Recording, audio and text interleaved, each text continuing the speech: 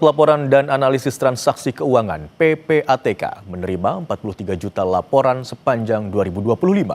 Jumlah ini meningkat 22,5% dibanding tahun sebelumnya. Kapoksinya Pak dari BDI. Komisi 3 DPR menggelar rapat kerja bersama Kepala Pusat Pelaporan dan Analisis Transaksi Keuangan di Gedung DPR pada Selasa pagi. Kepala PPATK menyampaikan adanya peningkatan jumlah laporan pada 2025. Dari puluhan juta laporan tersebut, PPATK melakukan berbagai analisis dan pemeriksaan. Bukan menyebut total perputaran dana yang terindikasi pencucian uang dan pendanaan terorisme mencapai 2.085 triliun rupiah.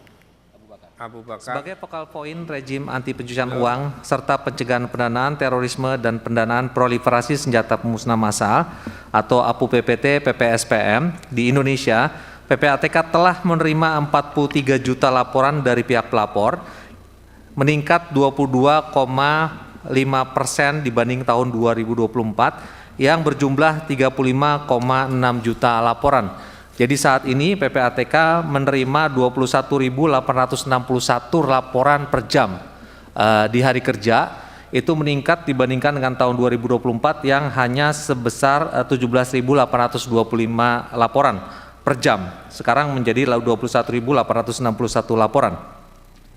Selain itu PPATK telah menyampaikan 994 hasil analisis, 17 hasil pemeriksaan, serta 529 informasi kepada penyidik dan kementerian terkait dengan total perputaran dana yang dianalisis mencapai 2.085 triliun rupiah.